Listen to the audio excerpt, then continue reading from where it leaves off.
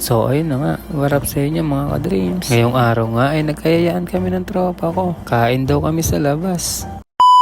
Bago nga kami lumabas, nandito muna kami sa trabaho. At ayan na nga, gumagawa nga muna ng sayaw yung tropa ko para isushoot niya daw mamaya. Para habang wala pa kami set sa trabaho, gumagawa muna siya ng sayaw. At ayan na nga mga ka-dreams, bumaba na nga kami dito. Kasi maya maya ay magsiset na kami dito. Nakakalungkot nga kasi last day na namin dito. Kasi magsasara na yung pinapasukan natin. Yung balik ng operation nga pala dito, by June pa. Kaya sa 3 months gagawa tayo ng diskarte para hindi tayo masira. Positive energy lang palagi. Kaya pala din kami nagkayayaan kumain sa labas para kalma lang yung pag-iisip namin. Anyway mga ka-dreams, tapos na nga pala kami mag-set. Tamang pahinga muna kami para maya maya ay babounce na kami. Meron pala tayong hiniram sa tropa ko, pangpatuyot ng utak. Charot! Ang sarap lang kasi talaga amoy yun nito. Sakto sinisipon pa naman ako, kaya hiniram ko talaga to. Feel na feel ko talaga yung paggamit dito, pumipikit-pikit pa talaga.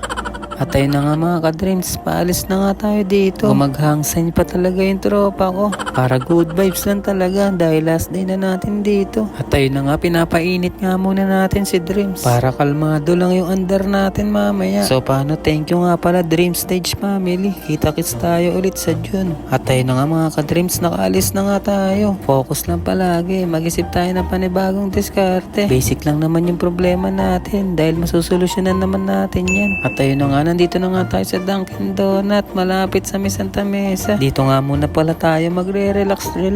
Sakto, maganda naman yung spot dito. Katabi nga lang pala ng Caltex yan. Ang ganda pa ng ilaw nila dito. Ang sarap mag-picture. At ayun na nga mga ka-dreams, namimili na nga tayo ng kakainin natin dito. Yung tropa ko pala, binobola pa yung crew dito. Doon daw kasi sa Antipolo, sa lugar nila, may free daw pag bumili ka ng coffee, may free daw na donut. Plain lang, matamis. Pag bumili ka ng kape, may free. May free. May Huwag kasama sa free. Antipolo, bis. Yung sa Antipolo. May free wala pag sa Antipolo. Ay wala, nasa Manila ka eh. At ayun na nga mga ka-dreams, in-order na nga natin yung kakainin natin dito. Isang donut tsaka ice coffee lang naman ang in-order natin dito. At ayun na nga, dun nga pala tayo sa taas kakain para maganda yung spot natin. Kasi magti-tiktok daw kami pagkatapos namin kumain. Relax muna tayo ngayon kasi bukas babakbak tayo ulit. Hahanap tayo ng diskarte para hindi tayo masiro. At ayun na nga, tapos na nga kami kumain. Napa-tiktok na nga agad yung tropa ko para hindi raw sayang sa oras, para marami daw siya magawang video. Talaga naman nilulupitan talaga niya. Grabehan naman talaga sa footwork. Iba talaga pag dancer, kahit saan napapasayaw. Syempre hindi tayo magpapatalo, sasama tayo dyan. Papansin yarn. Ganon talaga dahil hilig natin sumayaw. Isa rin kasi itong sayaw sa magiging diskarte natin kung paano magkaroon ng extra income. Kaya hindi ko rin talaga binabaliwala ang pagsasayaw. Isa talaga to sa nakakatulong sa akin.